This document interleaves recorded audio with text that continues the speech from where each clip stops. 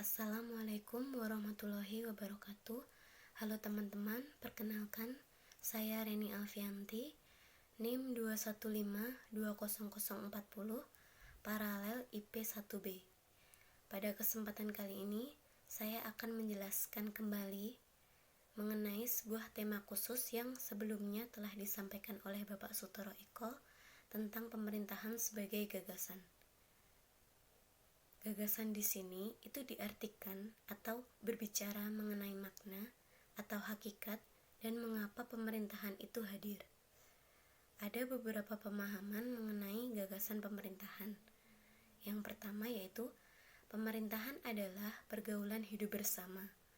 Maksudnya, pemerintahan itu disebut sebagai kolektivitas, di mana ada orang berkumpul, berasosiasi di keluarga masing-masing atau privat. Ada juga yang disebut sebagai relasi publik atau komunitas yang sangat lokal, yang membentuk desa kemudian membentuk negara yang besar, yang mengurusi urusan-urusan publik seperti air, tanah, dan lain-lain, yang merupakan hajat hidup orang banyak. Itu semua merupakan hidup bersama atau bagian hidup bersama atau kolektivitas. Ada aliran yang namanya asosiasi nasionalisme, yaitu tentang perkumpulan manusia yang dipengaruhi pertama oleh Aristoteles, mengatakan bahwa pemerintah itu adalah ekspresi dari asosiasi manusia atau perkumpulan manusia.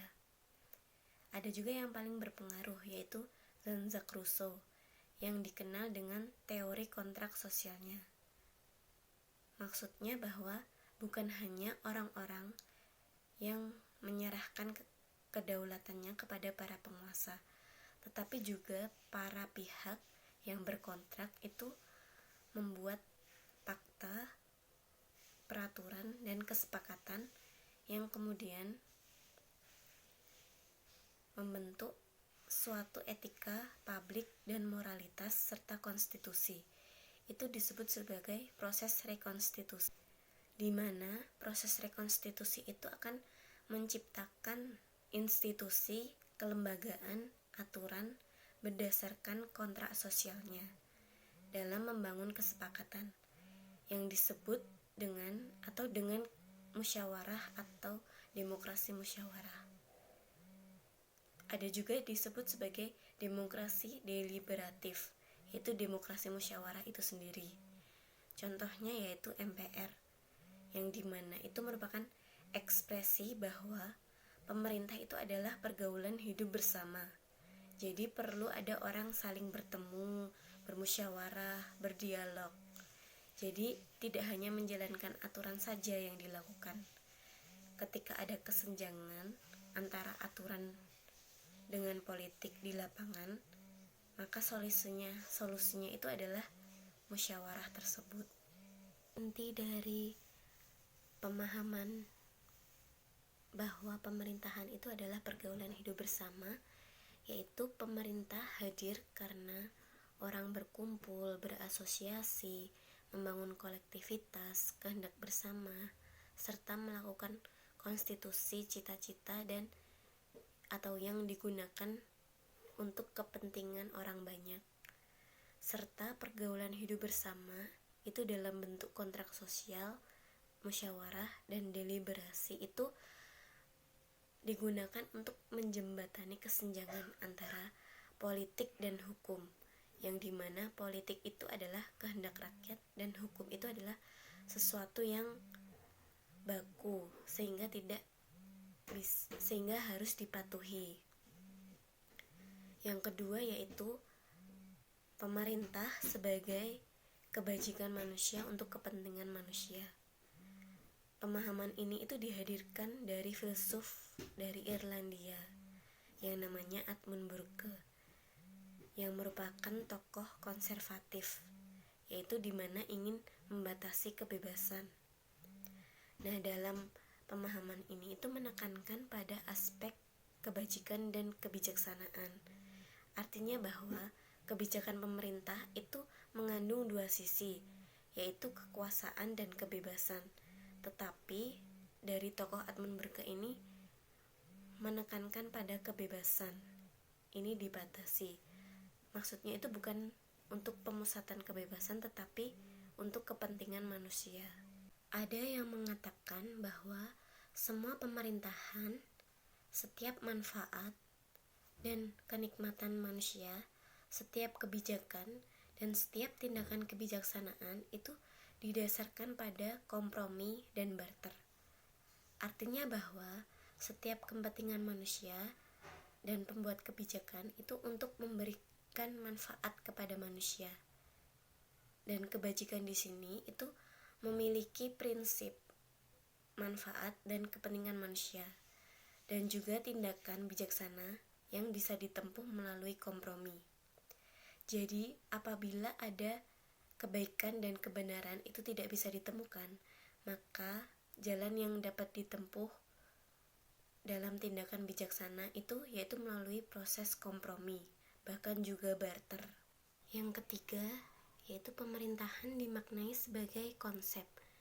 Konsep di sini itu disebut sebagai konsep government, yaitu sebagai bentuk pembebasan dan kebebasan.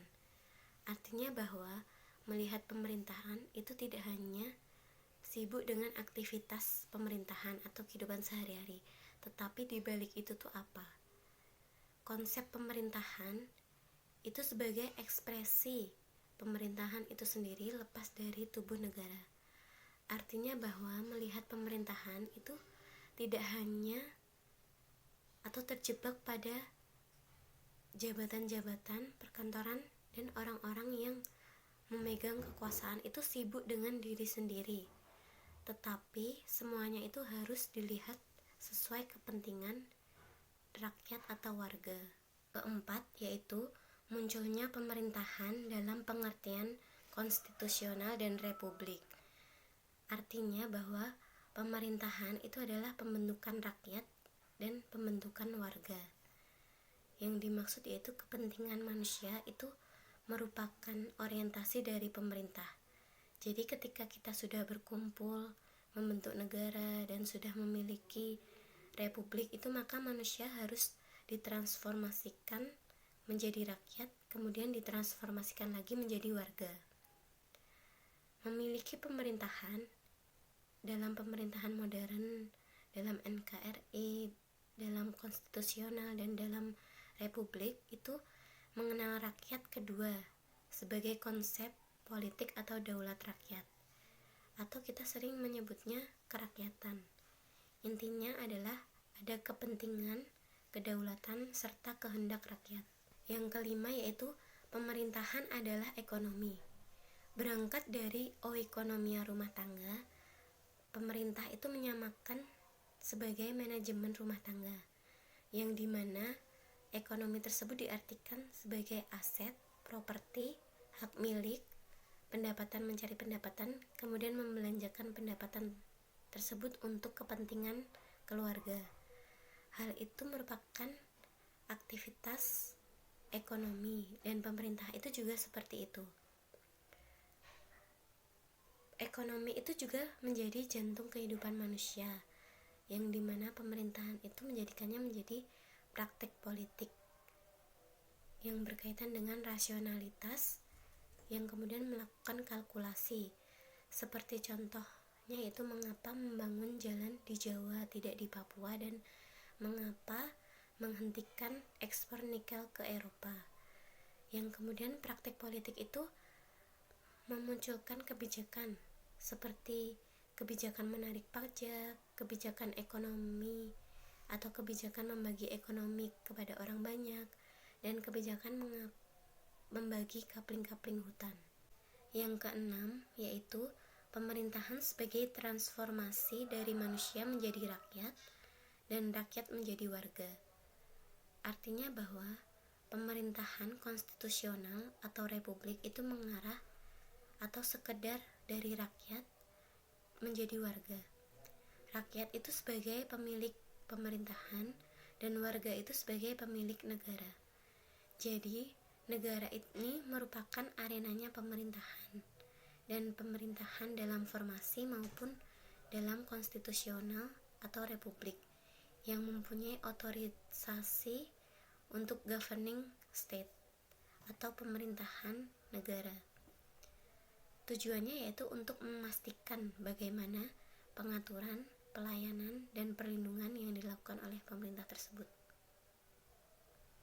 Dan yang ketujuh atau yang terakhir adalah pemerintahan itu sebagai pengaturan, pelayanan, dan perlindungan atau regulasi, distribusi, dan proteksi terhadap warga. Tujuannya yaitu agar warga itu bermartabat, punya kesamaan, kesetaraan di depan hukum, dan punya hak dan kewajiban yang sama sebagai pemilik negara. Bisa diartikan bahwa orang berkumpul bukan hanya sebagai nation, bangsa, tetapi juga sebagai bintang penuntun kehidupan untuk mencapai tujuan negara. Mungkin hanya ini yang bisa saya sampaikan. Apabila ada kesalahan, mohon dimaafkan. Terima kasih. Sekian. Wassalamualaikum warahmatullahi wabarakatuh.